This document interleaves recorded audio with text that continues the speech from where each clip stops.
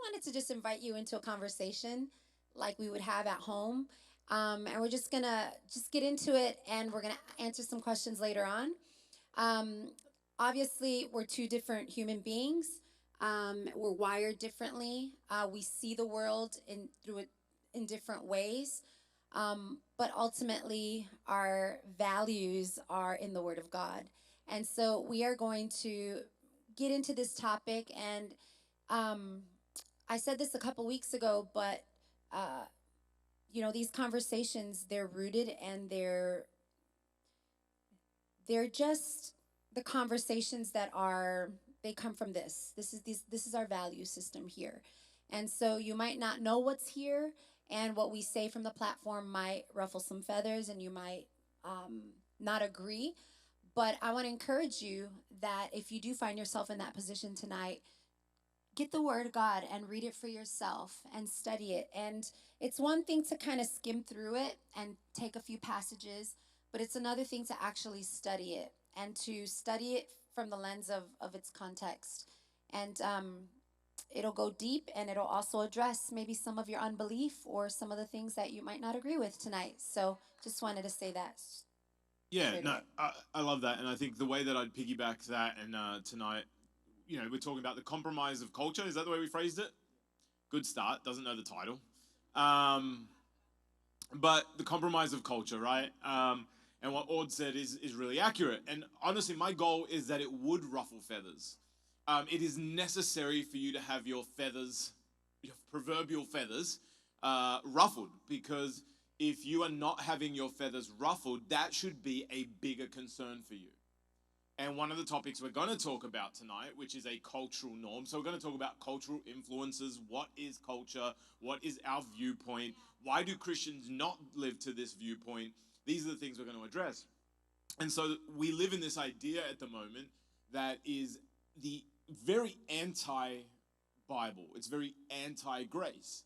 And we live in this idea where self care is I take myself out of any single conversation or environment that I don't feel safe in. But like the minute you and this is a mechanism, the minute you take something that is typically defined in one way and you move it over to a new category, you now have a new definition and you can clump new things into it.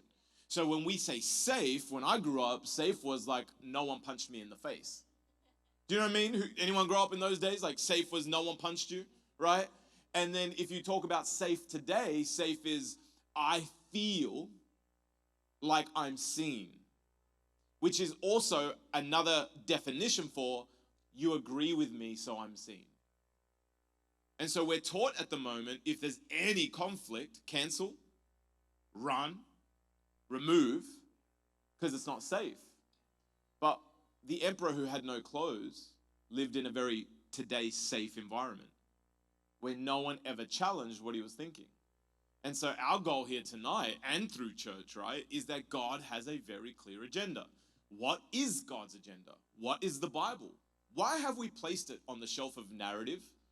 Why have we put it in a place where we say things like, well, I think it's good, a lot of it's good, but, it wasn't written in a time where people were as sophisticated as us, and it wasn't as evil, and it wasn't this. And the reality is that's not true. But we say that why?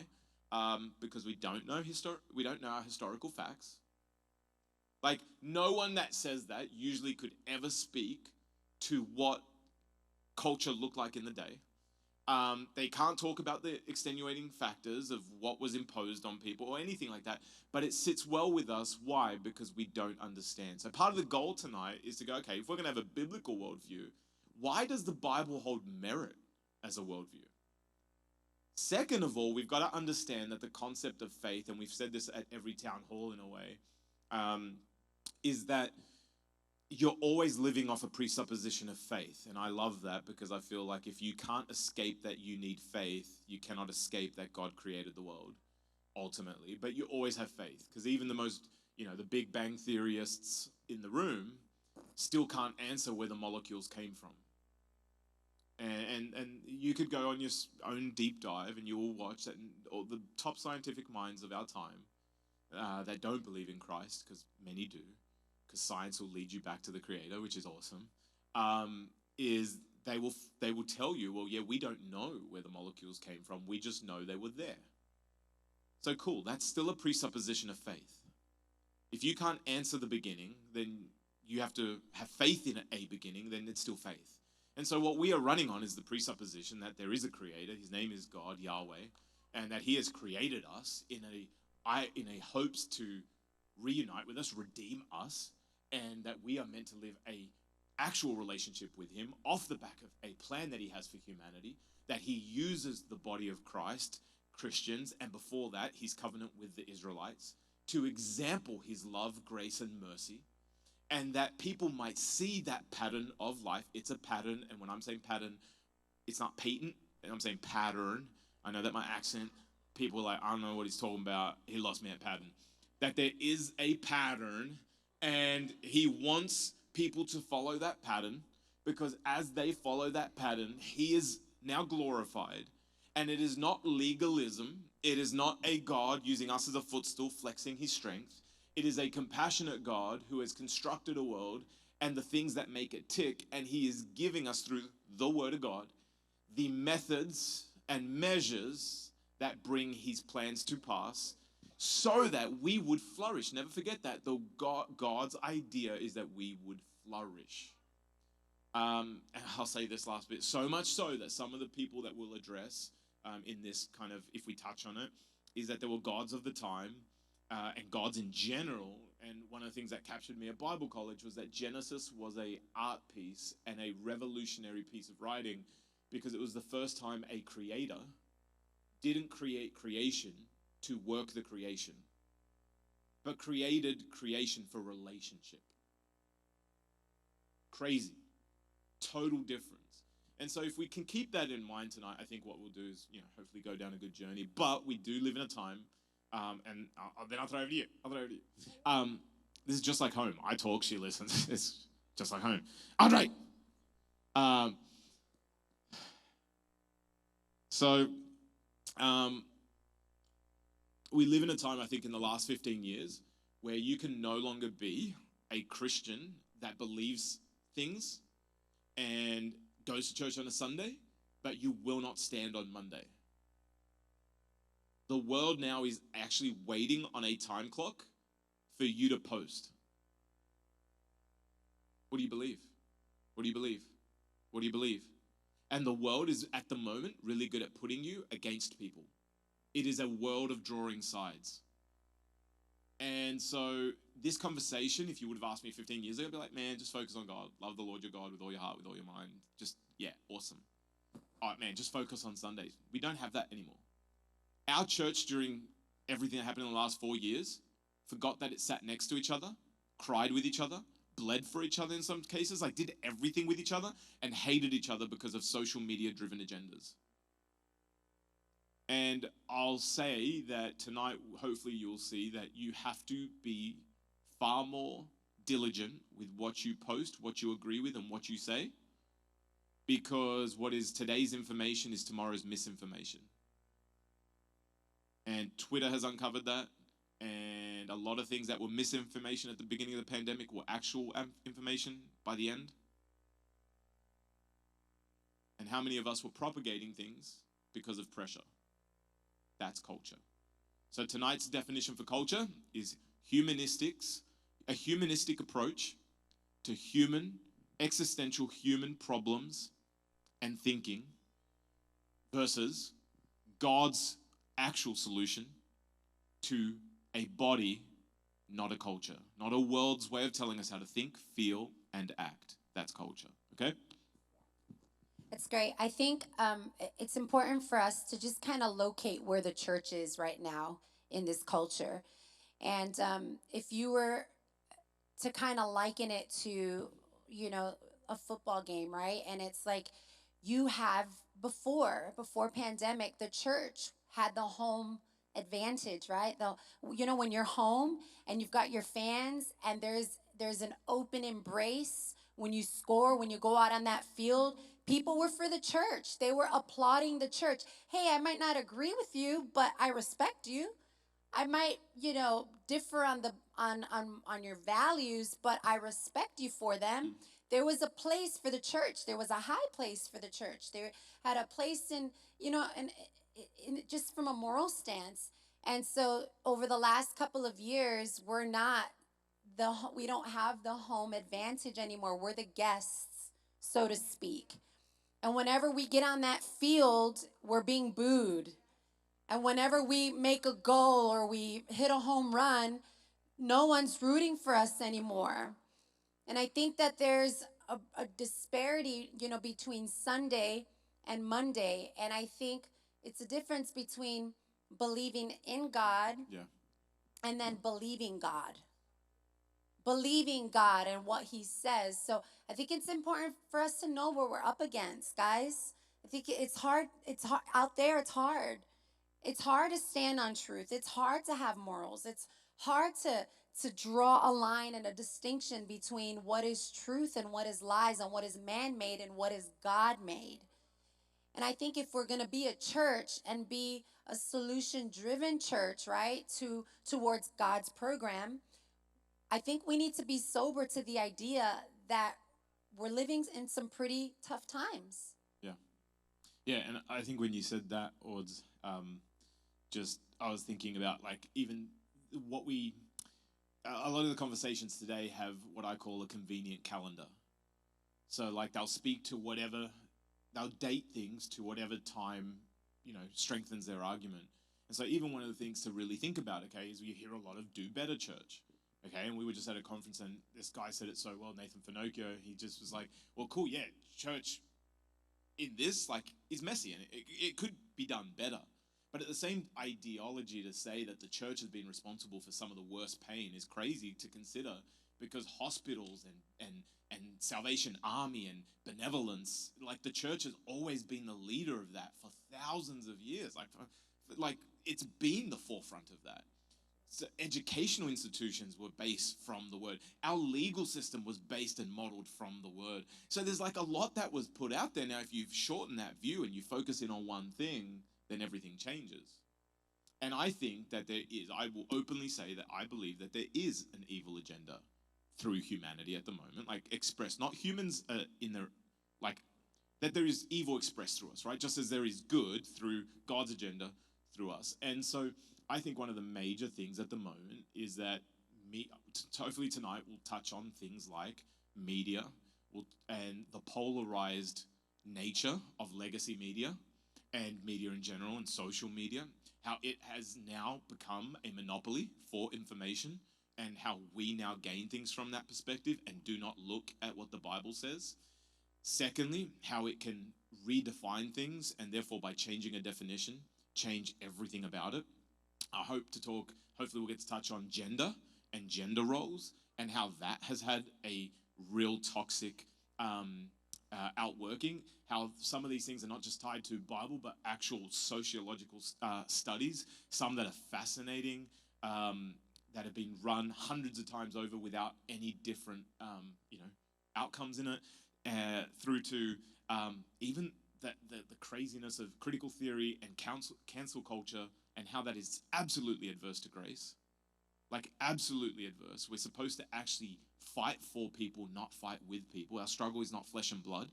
But the world and legacy media right now will try to put flesh and blood to things. Always, it'll paint a face. Even like BLM Chicago put 2 lines talking about the Israeli-Palestine conflict of people. And it basically said, what's the difference between the top line and the bottom line? And the only visible difference was color. So now what have they done? Where God is saying, hey, let's love and bring grace and let's win people over through the way that we served. Jesus was not the revolutionary that people thought was coming. He didn't slay Romans. You know what I mean? He didn't have a t-shirt say slay king, slay. You know what I mean? He didn't have it. Right? What he did do is he came with peace, love, and through a paradigm shift on what it is to actually bring the revolution, right? And actually healed a Roman soldier that had his ear cut off. Like, that is not what we're getting told to do right now. What we're getting told to do is, hey, your enemy is skin. Your enemy is actions. And then Jesus says God doesn't actually judge the exterior, he looks at the heart. And so we've got a world that's trying to divide us. And that's all the kind of stuff that we've got to understand. And I'll just read this verse to you because I think it sets up tonight really well. And then I'll throw back to Ord's. Ord's got, well, I'm not sure what you want to bring off the back of that, or if anything. I don't know. Okay. I don't know what that was. Okay. Romans 12, right, says this. Therefore, I urge you, brothers and sisters, speaking of us Christians, in view of God's mercy, to offer your bodies as living sacrifices, holy and pleasing to God. This is your true and proper worship. Do not conform to the pattern of this world, but be transformed by the renewing of your mind. So basically saying, hey, I need you to put your actual physical breathing life on the line for what matters most. And I know you came from a world, but I need you to think like the kingdom. And then it says, then you will be able to test and approve what God's will is, his good, pleasing, and perfect will. Now, as in a look, I think as well as a church, we've had a lot of prosperity preaching, which means what's God's will for Renée? What does she want? What's going to make her prosper? How about we zoom out tonight and go, what's God's will for humanity? And is my personal plan ever going to be above God's? How does God want to use Jordan in his agenda to reconcile and redeem a broken, hurting humanity? And that is God's plan. And when you know his will and your mind's transformed and you no longer spit hate and revenge, but you spit love and grace and mercy, all of a sudden, when you hear agendas on your social media, you can test and approve whether they line up with God's will. That's what we need. Because this is a really dark time we should never be afraid of. Because light does its best in dark. Right? Yeah. So let's get into it. Let's start talking about some of these things. Oh, no. Okay. Yeah, let's do it.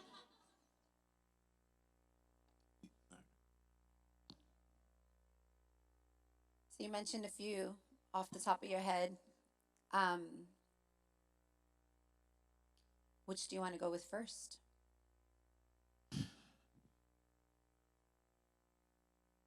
I'm going to talk to one that I think is relevant to the people here most, because how many people here are married? Oh, heaps. Actually, all the single people. I think I'll talk a bit to that one because I think it actually has encroached on marriages too, and I think that the reconstruction of gender, of identity, and gender roles has had a greater impact on our life than we realize. I think the introduction of online dating has had a greater impact on us than we realize. I think the world being social media driven has had great impact. I think that two figureheads changed the game in really major ways, and I think it was Paris Hilton and Kim Kardashian.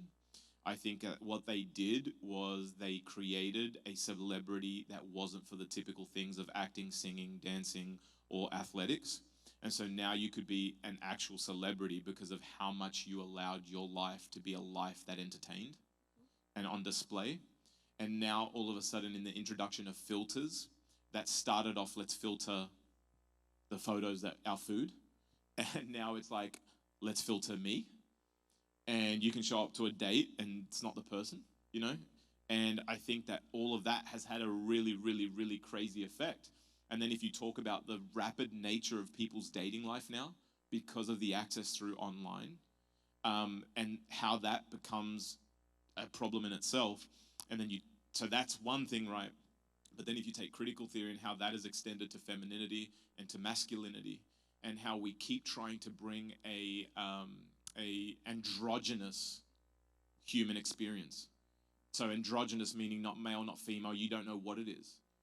And so we've tried to bring such an androgynous thing, forgetting that both males and females are an expression of the Godhead, that we were made in his image.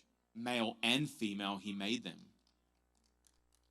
So there is a place, an equal redemptive value for women, and there's an equal redemptive value for men. But that doesn't mean that to be equal in value, you must do the same things. And so where this has gotten is, what does the devil do? He brings lies that, first of all, must have truths. Who knows? Who's ever been a good liar? Don't raise your hands. Good.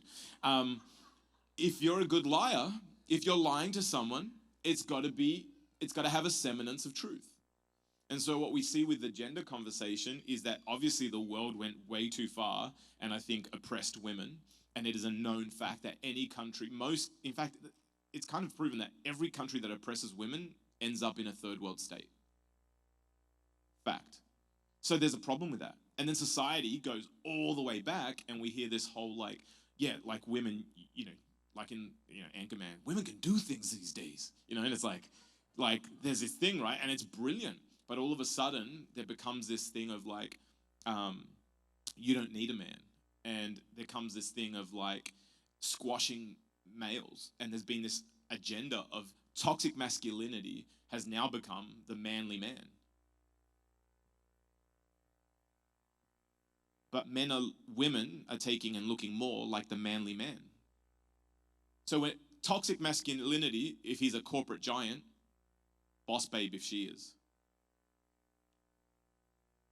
This is what's happened. And again, how do we then go, what's God's plan? Because in the Bible, you see, Priscilla and Aquila, you see women that were like doing major ministry moves. You see all these great things. So obviously, God's got this better plan, and she's a helpmate to Adam, which means that you can look at that like, oh, she's beneath him, but she was from his side.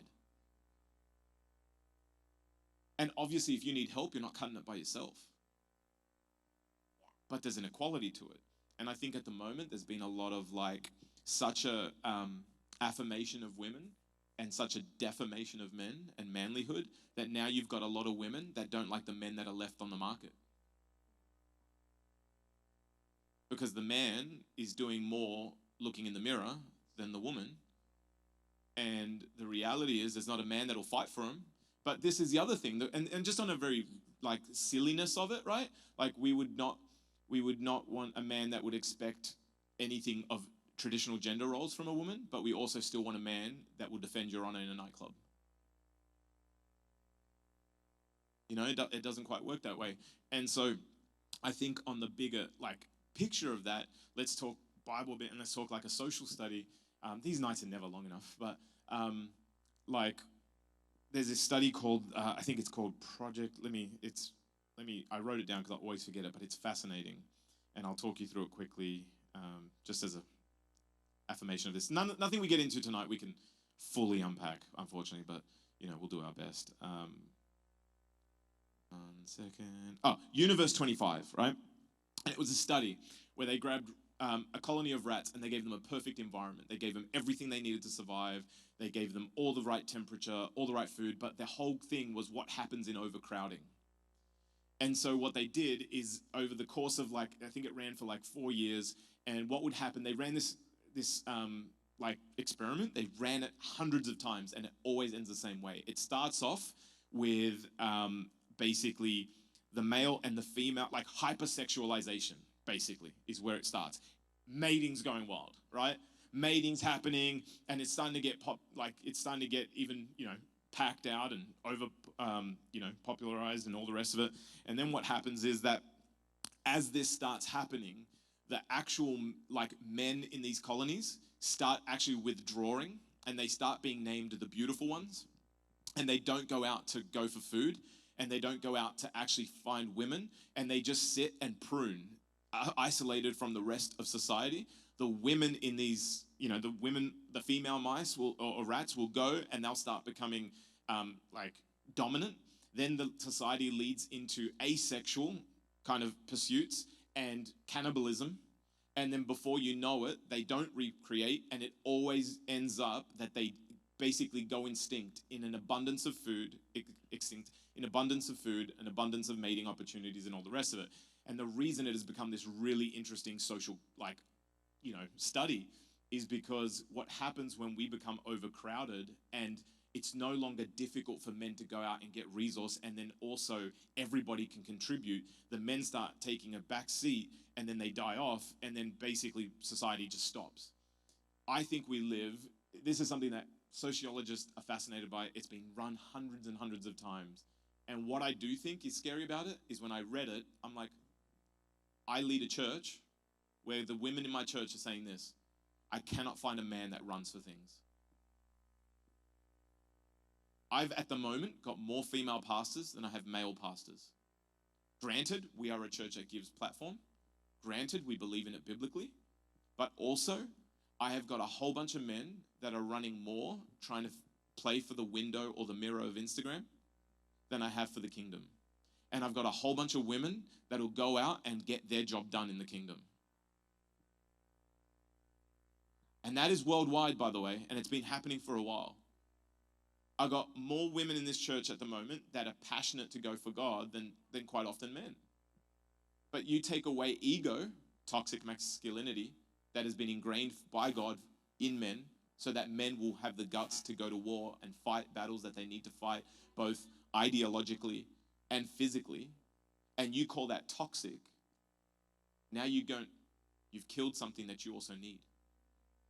And all of this in an agenda that is driven by people that have never tested it, with circular logic that never backs itself up with anything other than it looks good, like communism. No one has ever argued with communism on paper. But communism has always failed, and they've tested it in classrooms, because if you give everybody an A and you say, hey, guess what? No one has to work to keep it, you get the top earner's grade. If the top earner doesn't have an incentive to do better, they stop being the top earner. So these ideologies are what we've got to be concerned with, because they're playing out in our society. I think the world is just trying to work the curse. And what I mean by that is this goes back to the garden. And when Eve decided to eat of the fruit and they both partook of the fruit, there was a curse that came onto mankind. And the curse was that they would have to work and literally just become enslaved to the land and, draw from it. And that the woman had to come under a submissive sort of arrangement. And I think that was ultimately how humanity played out in that moment, and it's been playing out ever since. And I think the world is trying to take what man has perverted, and they're just trying to work it and just trying to make it work.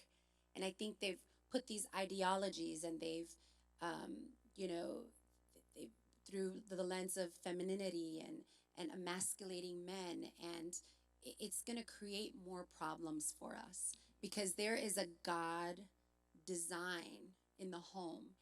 And the reality is, if the enemy wants to destroy humanity, because that's his plan, he's going to do it in the home. And he's going to start with the two most important people in the home. And if their roles can get twisted and turned and convoluted and confused, then the little ones drawing from what should be strength from that relationship, they're not drawing anything but they're eating from the same fruit. Yeah. And so I think that the world without God is trying to create a utopian experience, but it's gonna become almost like the demise of family, the demise of health and all of it. Yeah. And that is why it's so important for us to remain in our values and understand God's will, God's plan, and his program ultimately to reinstate the family structure, to reinstate the mom role and the dad role, and them being just this whole thing about submission, right? Like, it can work. It doesn't have to be this, he's lording over me. If that's the case, then you need to work that out, and you need to have conversations, and you need to go back to the Word of God on that, right? Yeah. And that kind of stuff, that's going to take some time to iron out. There's going to take a lot of conversations and a lot of maybe heated conversations, but it can be done.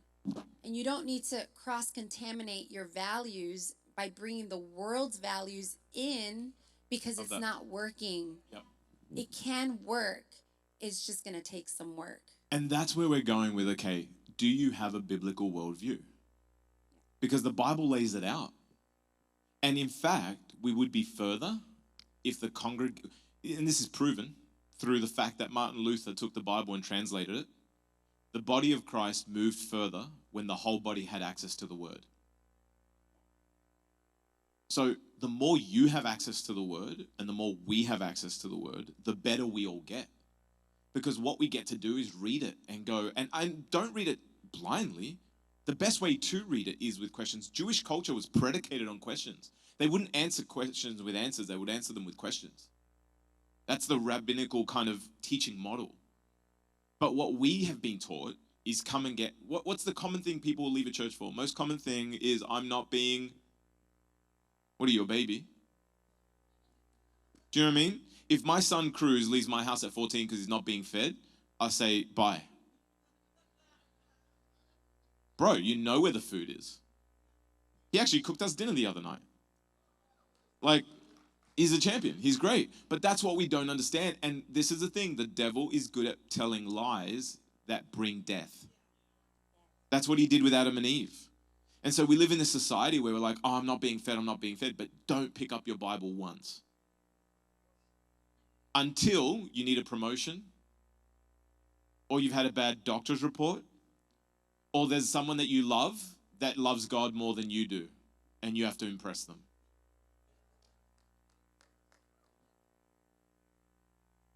But then you just don't know what's going on. And then what do? You are a TikTok or Instagram activist.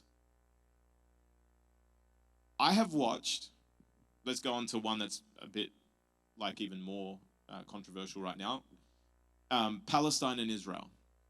Let's just take one construct on how this ideology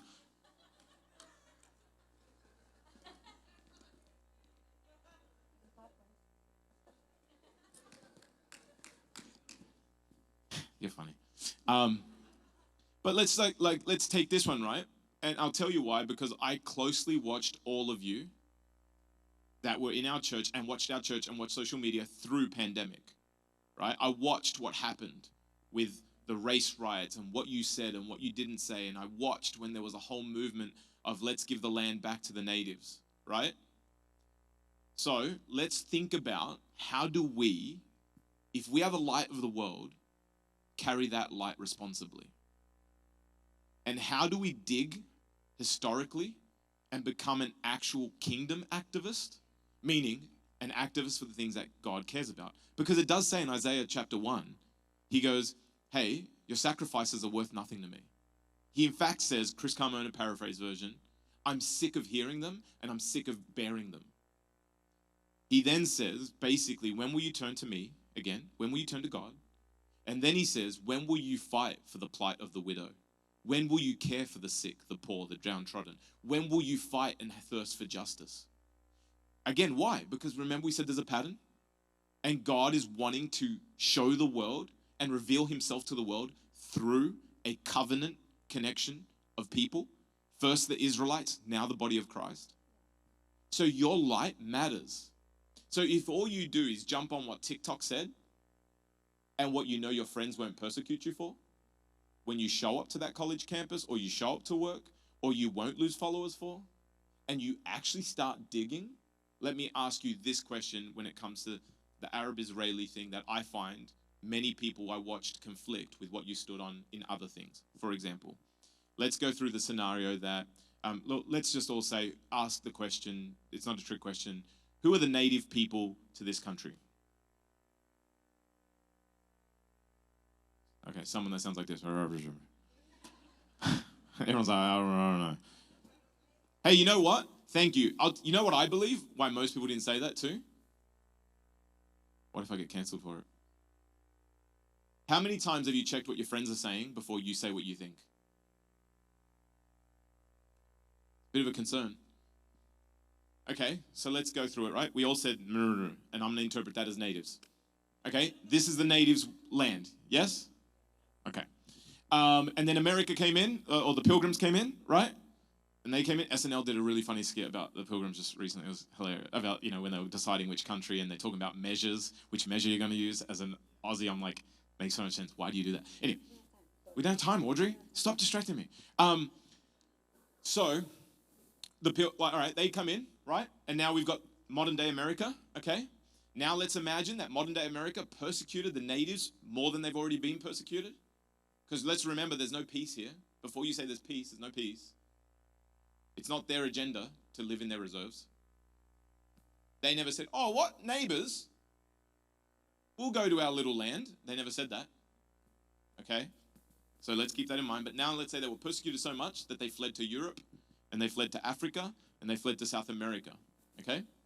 Now let's say 400 years passes, and America gets kicked out, and there's a new set of people called the Evaites.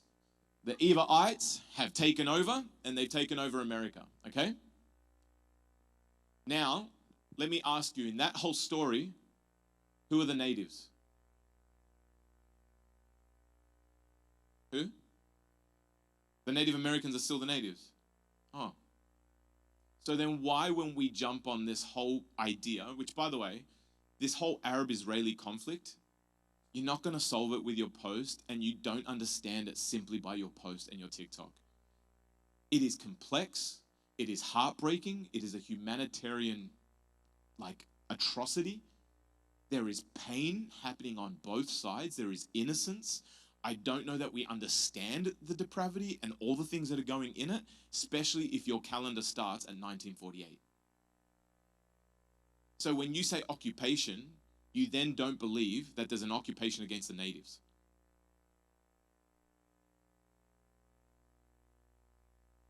Uncomfortable for you, maybe, but that's what happens when you speak without research.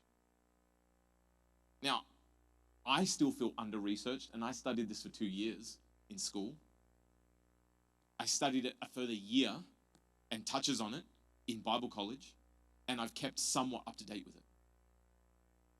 But we're all out there posting things, and even to how quickly we're led by social media, we will claim humanitarian problems on one side, but not claim and call a known terrorist group for humanitarian problems on the other.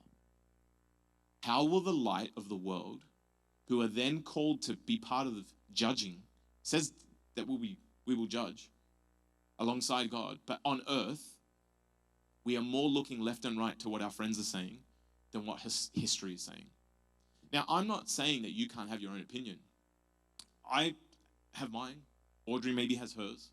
I don't think any of it is clean and easy. I don't think anyone should ever be saying stuff like, I side with the Palestinians or the Israelis. There are children dying on both sides. And what we need is Christians that call to account from wisdom and from the word, not call to account from the latest social media account that we follow. And I also think let's not make brash statements about complex problems. When you just say, well, these people should just move out, that's kind of super complex. The whole Abrahamic agreement that was almost over the line before all this happened was our best chance at some sort of peace in that region that honored the fact that some people have built their lives now for hundreds of years there, irrespective of who you call natives. There's sensitivities to this, but we're out here on TikTok, especially in our church, and it frustrated me, just saying stuff like end the occupation and this, that, and loving some organizations that actually glorified a parachuter. And I won't even say some organizations, because Black Lives Matter Chicago quickly posted and then took down a parachuter who fell in to an actual civilian concert and killed people. War is against armies, not civilians. You also can't hide behind civilians. So there are these things that we've got to actually take into account, because I think what we do is we're swayed by culture, not setting it.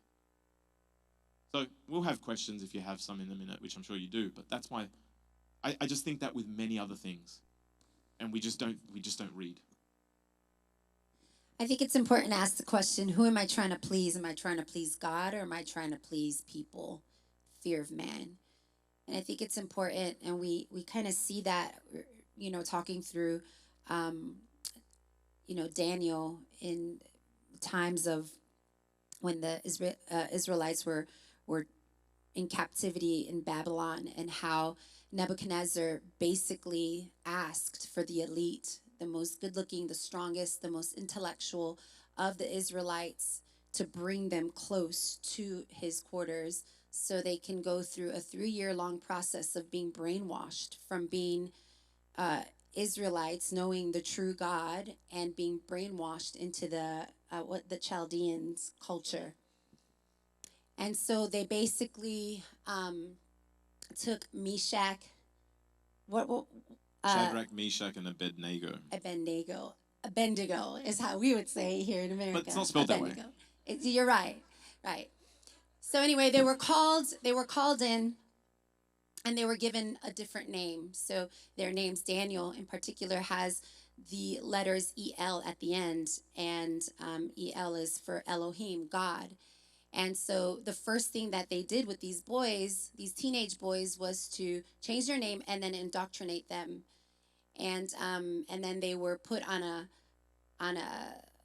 basically a 3 year long journey. So they went to college essentially, and they were brainwashed to think differently, and they were basically wooed with the finest wines and the finest food, and they were compensated as well.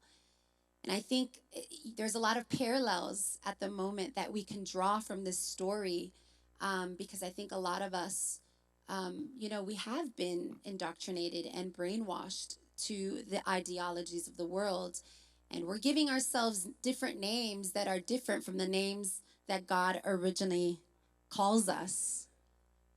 And we're being wooed by food, and we're being wooed by paychecks, and we're being wooed by bosses that give us, the things that we love to hear, that we're doing a good job. And I think in a culture that, people, I should say, we are like obsessed with being liked. We are obsessed with those little hearts.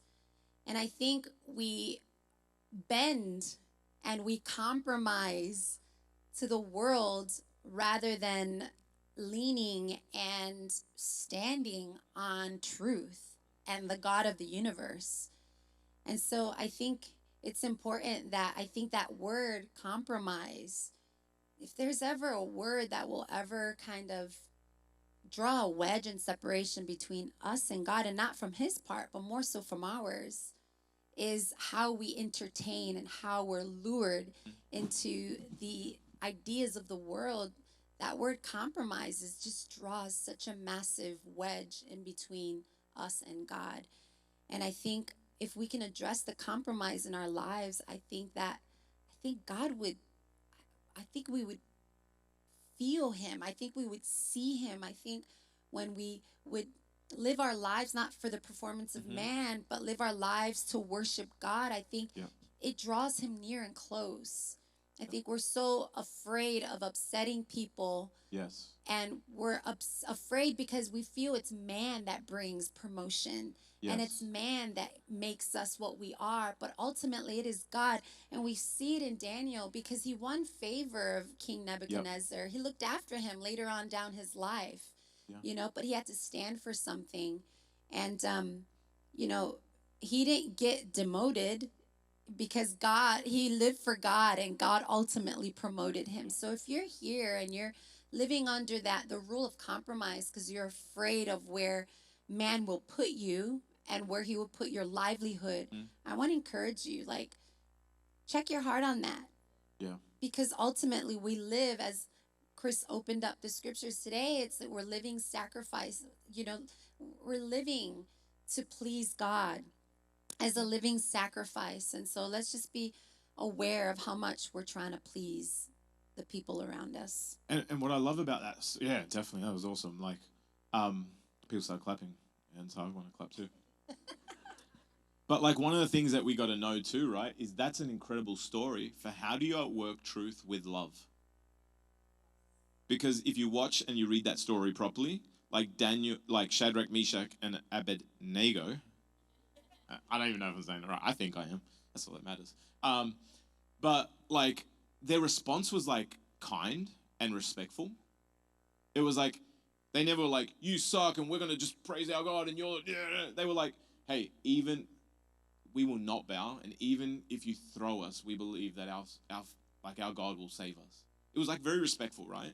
And then all of a sudden, what happens? This is a great model for what happens when you draw a line. And I've personally experienced this in some pretty interesting scenarios, right? And so what happens? Shadrach, Meshach, and Abednego, they go into the fire. All of a sudden, King Nebuchadnezzar is absolutely amazed. And then he makes a rule: everybody respects their God. Okay, people get jealous. Daniel, because they were all in the same era, right? And so was the prophet Jeremiah.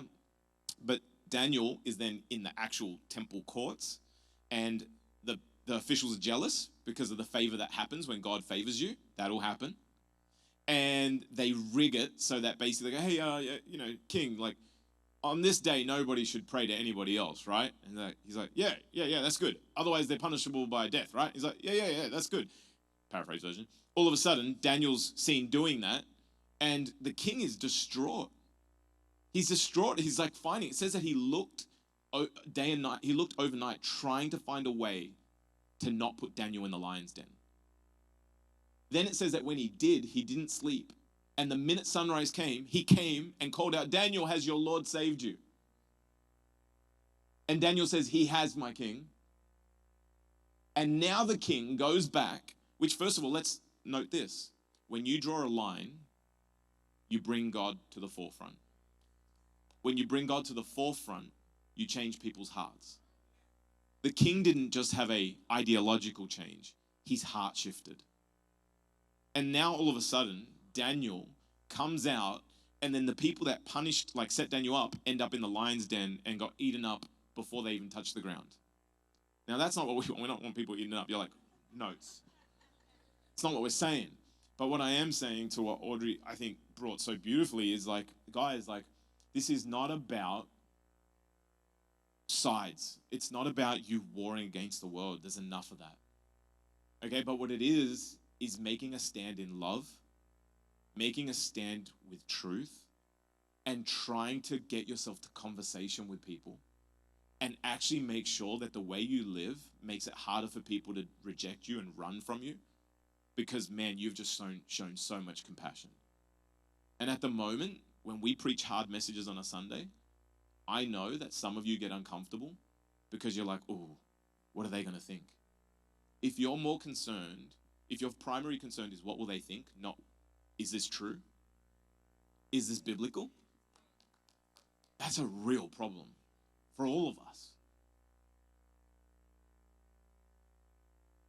We got 1:50. Can I just say, I had a moment like this when I was working.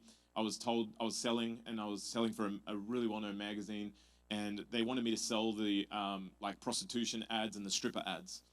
And I had a new boss. Everyone's trying to impress her. Everyone said, yeah to everything. And I said, no, I won't do it.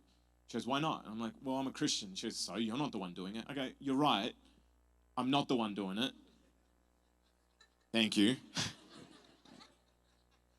However, if I know someone wants to commit suicide and I tell them which drawer the gun is in, I still do feel responsible. And I feel like these ads tear apart marriages, and I don't want any part in it. And she was Irish, and she probably still is, and she said, you're a nice boy. That's kind of like to take home to my mother. And I was like, I don't have to scrunch my face when I do it, but I have to. And she ended up promoting me. She promoted me, and everyone was so angry because they're like, when I did it, everyone's like, ooh. And then I got promoted. And I just think there's multiple moments like that where you can do this in love, and you've got to learn how to share. But the only way you'll know how to share is if you haven't blindly followed an account, but you've wrestled these facts. Because Ord's even said, like, he's trying to come for the family. History, if you know your history, the downfall of Rome started in the depravity and the breakdown of the home. The minute they started to go and open up their sexual appetite because they had means to children, and they stopped honoring the family thing, it was the falling apart of Rome. That's not Chris's idea. This is a historical viewpoint and study of what actually broke it down. That with killing Caesar, because they touched what shouldn't be touched. Kind of like when we touched JFK. But when you know these things, don't you look at things a bit different? If we don't know, nothing changes. I don't know if that was it. Yeah. Any questions?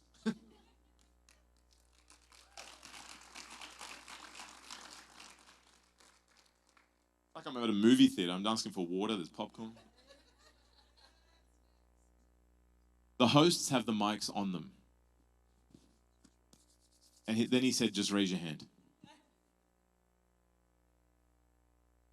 Caleb and girl in front of Caleb.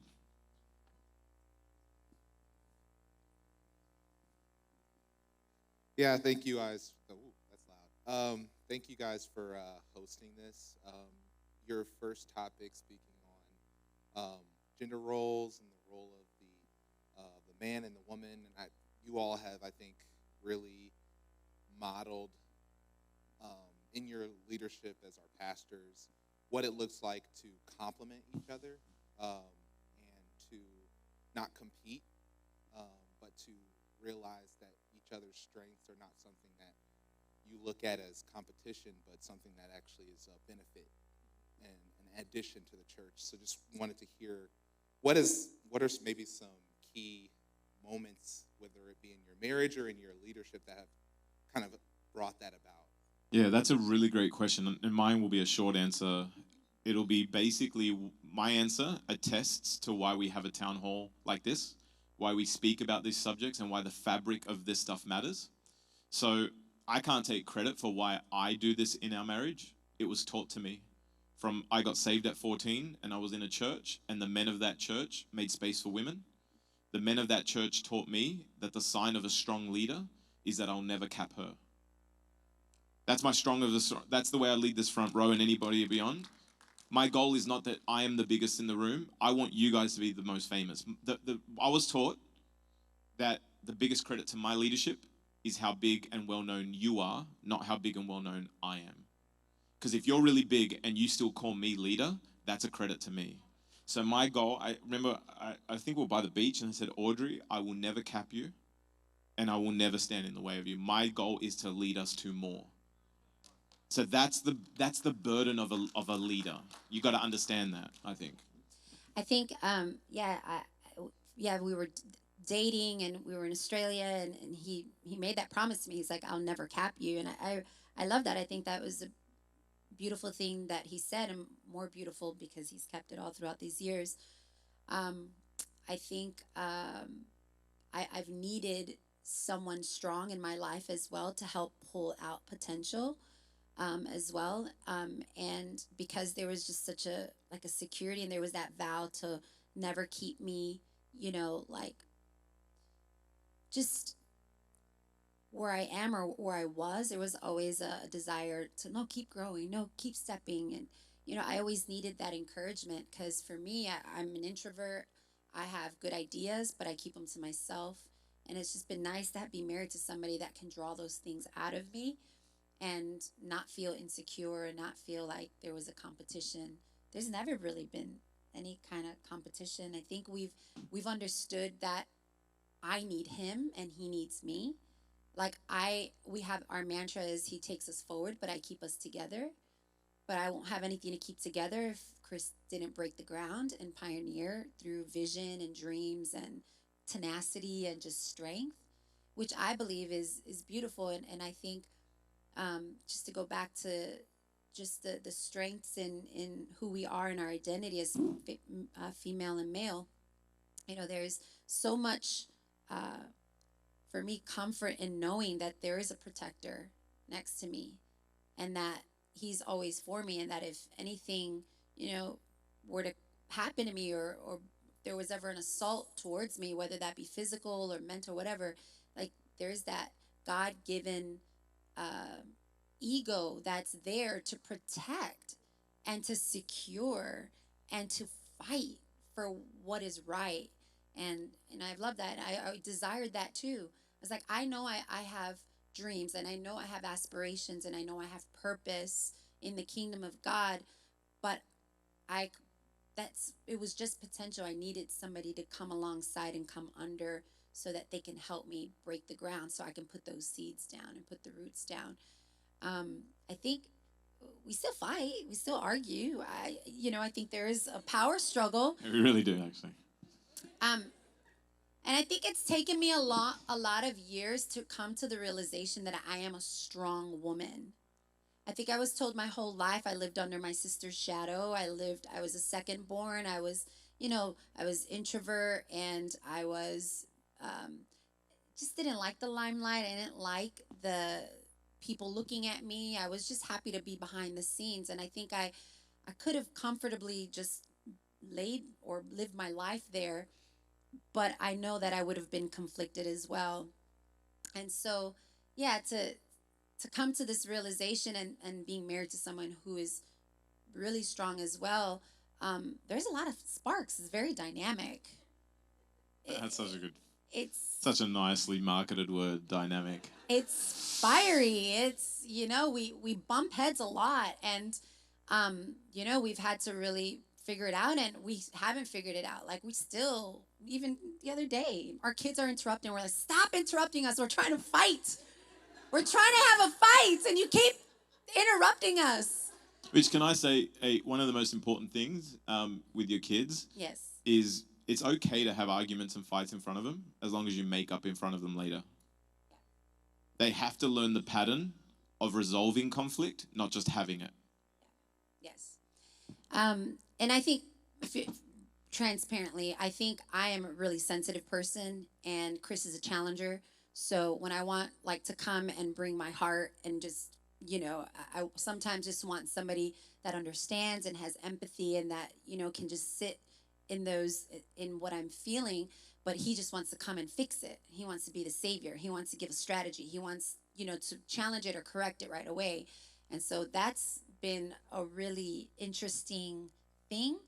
And we haven't nailed it, and we're open to take some ideas and suggestions because We've gotten better. we haven't arrived. We've gotten better. We have gotten better. And also on that, gender roles for us are not the cooking and cleaning thing. Like, I love cooking mainly because I love eating, so I do a lot of it. Orza cooks. The only thing I was banned from was doing the clothes washing because I'm just like, I don't care about the colors. He puts man. everything in the done. washing machine. The Let's get darks, this the done. colors with whites, and I'm like, Run "You've it back. ruined the Next clothes. load. Don't Let's do get that." it done. That's my idea. That's how it works. And if something shrinks in the process, No. we'll buy it again. Okay? That's what we're doing. It's banned. But what I Yeah. will say is a gender role for us is like, I know it's my place to lead, and she knows there's strength in how she supports. And that leading, my brother told me, is not being like, I'm Hispanic, so we have a bit of a machismo thing that happens in our culture a bit. It's like innate, you know what I mean? I don't know why. It's a peacock. But like, I don't know. So like, I had to learn like it's not Chris Carmona choosing what we have on Thursday nights for dinner. It's like, no, Chris, like you're responsible for the big, big, big things. And even then, you want to get her on board. Every smart leader gets his people to play for him and with him, not be fearful of them. And so that's how we kind of outwork some of the gender role kind of stuff. And so I know that if I'm falling asleep spiritually, that's not okay. Like I've got to be the one that leads. I've got to lead in a lot of the areas. But like obviously, the tension point of our marriage was like when I married Ords and we dreamt. I was like, let's go take that mountain together. I treated her too much like a warrior. You know what I mean? And not like my woman. My woman. Like I was like too much like And then I discovered she was fiery, and that was quickly put an end to that. I can hold my own. Yeah, you can. All right, ma'am. Hey, Rebecca. They gave you a Mic non-working mic. I don't know. There you go. So my name's Rebecca. My question is about gender roles because I won't give you Israel and Palestine right now. Whoa. Was that a sign? No, it wasn't. Go. So I had a tough conversation with a client. The first, I told her about People Church, and the first message that she saw was Pastor Ott's, and she talked about it with her group that she has separately. And the first thing that they said is that they attacked, or not attacked, but like they basically were like talking about the gender role that women have in church. Mm. And I had this conversation with my dad, and he said that the gender role as a single woman in church is kind of like you can't really have a woman single pastor. And so I just wanted to see what you guys thought as Yeah. like, what if you're a woman and you're single and you feel the message, like you want to lead, but you don't have a husband. Yeah. So, Yeah, that's a really good question, and it has come up. And for me, I think the short answer to that, and we can direct you to resource as well, and anybody else that wants to study on it, because it's a great subject. But the reality is, it's an issue of covering. Is there or isn't there covering, right? And so that's my viewpoint of the Bible, like that for a woman to pastor and lead, there must be covering. I, as the pastor of this church, serve as that spiritual covering, as well as obviously, in the way that we see it explained and seen in the New Testament, and as I interpret it. So for me, Ords and I are the covering for our pastors, and we are under God. And basically, if I've got a single pastor, like, like we have one, Eva, and not by choice, am I right? Like, like Ords and I are her covering, and me as the male is still her covering. You know what I mean? So when she preaches and she gets up and speaks or leads, she's not leading outside of authority. She's still leading under authority. And the true measure of that is, one, am I a good covering? And, because you can have a husband that's not a covering. He is and he isn't, And then secondly, like, she actually is someone that comes under covering. Eva's always seeking correction, always leading, always trying to grow. And so for me, that's my interpretation. I think it's called complementarians. And, I feel like I believe in women in ministry. I see it in the word. It's not something that I feel I want to get to, I just don't see any significant evidence where women should not lead in the church as long as they're covered and under authority. And there's a man that leads at the very top. Like I do believe that, because we believe that in our home as well. But that's only a topic if you've got a small man at the top, and that's a small leader in anything, because you could be a small woman too. Women have egos. So that's a bit on that. But I can send you a resource too. But it's a really good question, and I appreciate it. I think I know the answer, but I just wanted to see Yeah. what you guys thought of it, because I believe in the covering too. Yeah, nice. Thank you, Rebecca. It's awesome to have you here. Is there any other questions? I mean, there's one up in law and...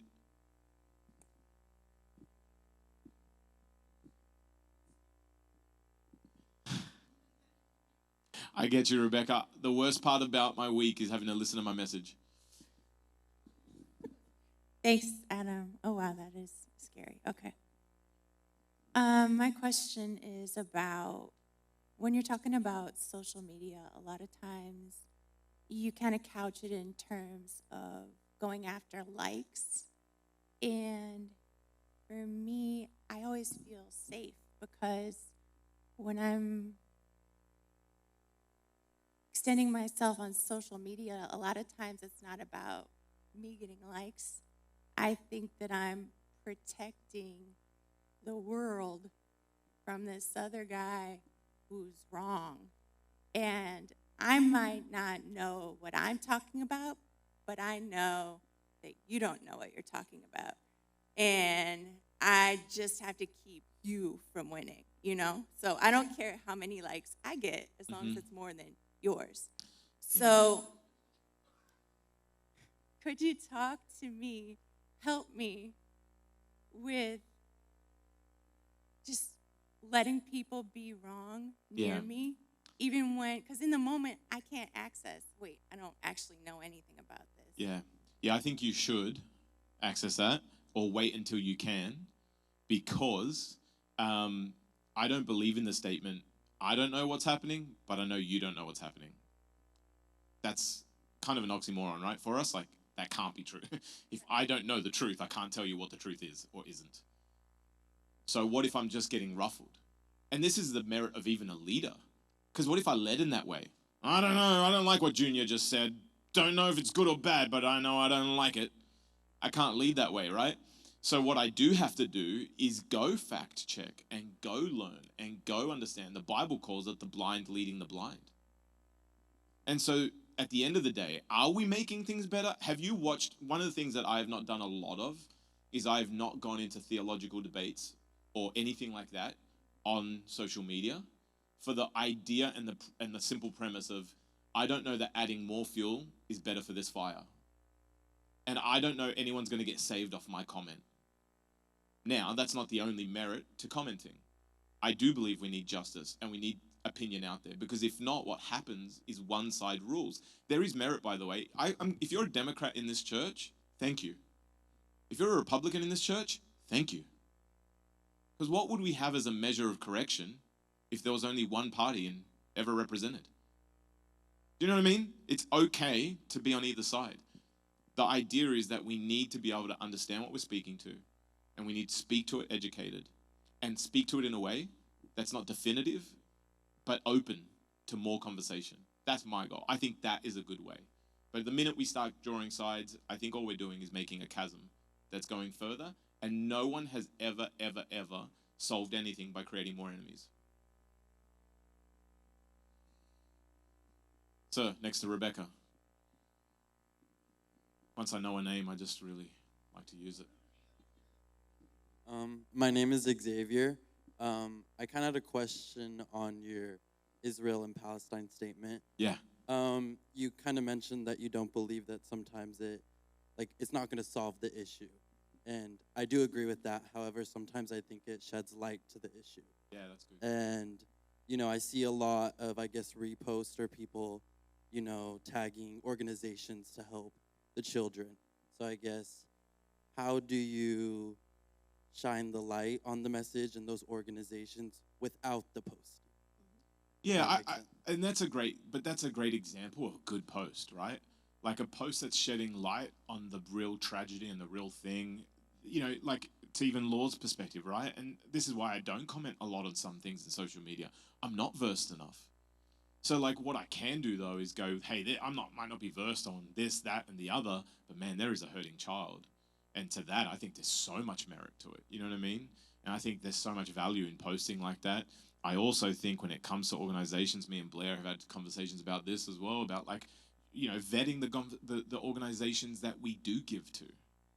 I would encourage you in today's day and age, it's so easy to just give $1 real quick. And I think just know, are the dollars getting to the right people? Do they have a track record of giving it to the children? You know what I mean? That matters to me. That's why on Sunday we had one child. Because one child has a record of accountability and they get the finance that we as a church gives to the communities we give to. And so that would be my only thought on that. Let's make sure. But I think anything shedding light on what matters. I love that I've seen a lot of Christians lately praying for Palestine, praying for Israel, praying for the people in Palestine. There's some nuances there that I think get a bit hairy when you start talking about the elected government at the moment and making them all one. I think we've got to always delineate in that circumstance. But I think there's brilliance about shedding light because it's humans and it's hurting humans, and we're the church. That's our specialty. Should be,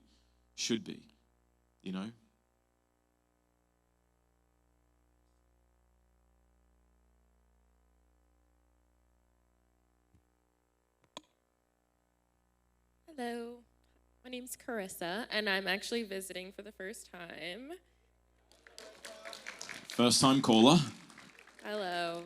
Hey. I was at another church for 5 years, and it was amazing. I've been in heavy leadership in the church my whole life, but I'm feeling called by God to be elsewhere for a variety of reasons that I can talk to you both about at some time. Yeah. But I actually had a question for Pastor Audrey. Kind of in the beginning when you were talking about the fall and where society has been, you mentioned that we were under a curse from the Lord, as in you're referring to Genesis, about being slaves to the land and also submission. And so I just want to understand what you think it means to live under a curse that the Lord has given. And then I may have follow-up questions to ask you afterwards because I've debated this. I went to a Christian university. I've studied theology heavily, and I would love to talk to you about that. But I just want to understand, for me and everyone here who might be confused, what does it look like when there is a curse? Are we not supposed to go against a curse? Are we supposed to live into it? Are we supposed to fight that? Yeah, and then I guess just one thing is like pain in childbirth. I always bring this up when people talk about the curse. It's like, there's epidurals. Are we going against God because we're trying to lighten the pain that God wanted us to have because we failed? Eve failed. Adam failed. They failed as a couple. Are we supposed to not do C-sections because you should experience it one way? Like, I just want to understand what it looks like to live under a curse. Yeah. Well, to the latter two things, I have had a C-section and I've had an epidural, so I'm already in the wrong if that's the case. I guess it's the curse for me is just sin. Like when humanity fell and when that apple was bitten into, that relationship between humanity and God was torn. We were walking with God in the garden. There was perfection. There was communion. There was relationship. There was conversation. There was a lot of life. And when sin entered into the world, there was a rift. And I think that that's the curse. Like it's sin put a dilemma between humanity and God essentially. And I thank God for Jesus because now because of Jesus there is a relationship and there is true intimacy now with the Father because of Jesus. And so I think there is still there's still like sin has wages, and there's still like we're not perfect yet. We're not in that place now where we're in eternity with God, and we're walking the streets of gold and things are, you know, redeemed. Like there is still conflict. We're still living in a fallen world. There still is an enemy, and I think it's an enemy that is real, and he is going after the children of God. And so I think it's important for us to know like the separation that is between humanity and God, which is sin. And that is why we're called to live a consecrated life. We're called to live sanctified so that we can draw him closer, so we can live closely with him. And so, to be honest, to the whole curse thing and childbirth and all that stuff, I don't know. And I hope that that answer is sufficient. I don't know. I feel like that's very nuanced. I don't know about epidurals and C-sections and all the things. And so I think, it's very plain and clear in Genesis that the curse is that we would have to come under, that we would have to work the land, that there would be pain in childbirth. I think that that's just a consequence that we now have to live, a reality, because there was a fallen state of humanity and we just have to walk it out, and that's just the penalty that we have to pay. But when Jesus comes into our lives, that blow is a little less because we're doing it with him, and there's redemption and there's restoration on the other side of his history on this side. So I don't know if I Yeah, my thought as well is when you read that particular verse, and when you see the way that there's blessing and curse set throughout the Bible, in even the ideas between Isaac and Jacob, and you just see a whole bunch of that, like all those dynamics in Genesis. You'll see a lot, and I think the curse is indicative of what you're going to experience, not something you need to abide by. So just as the blessing is something I'm going to experience, not something I'm abiding by, I don't have to go out and keep being blessed. You know what I mean? Like I don't walk into rooms go, I've been given favor to be rich, so give me the money. It's part of me being obedient. That's not what it is. It's what I'm going to experience. And I think the curse is also what we're going to experience, and the rift, and even the desire that men and women are going to have struggle. But that's again the beauty of New Testament, Christ, empowerment by the Holy Spirit to do things that we couldn't do as humans under the law.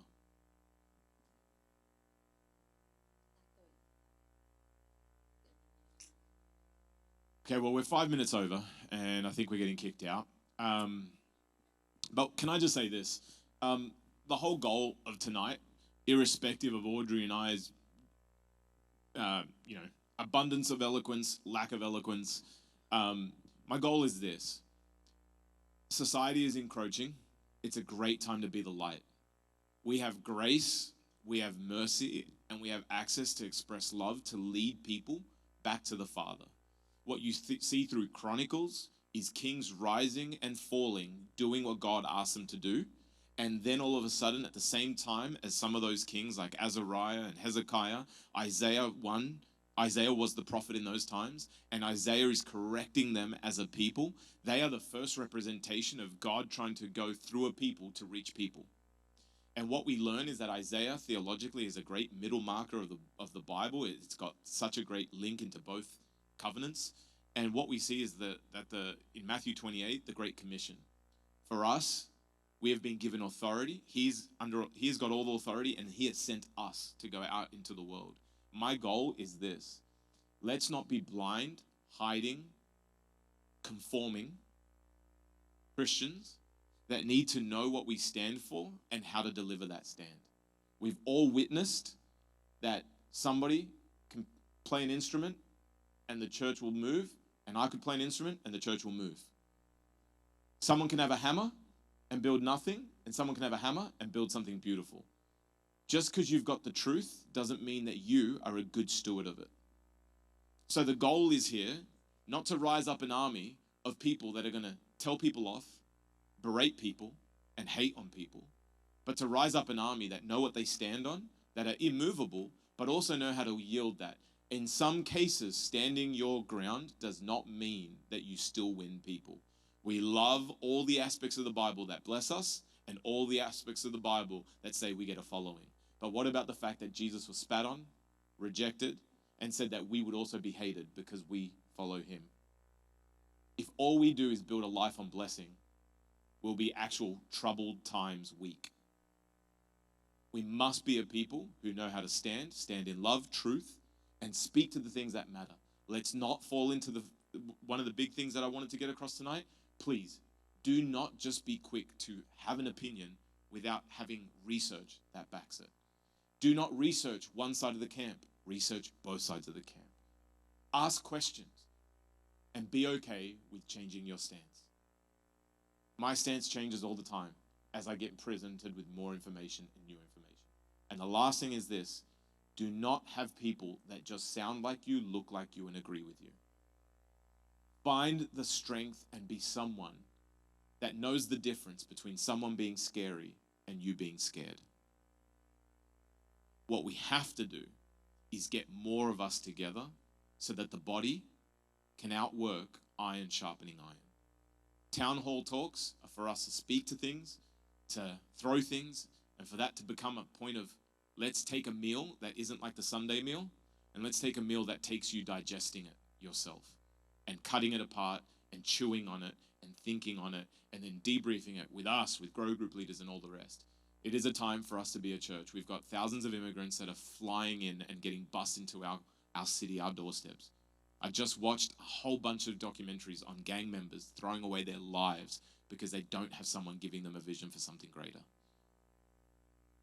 Let's never get split apart on nuances when there's some really simple big facts that are waiting for Christians to rise up and be Christians. Amen. Thank you for coming.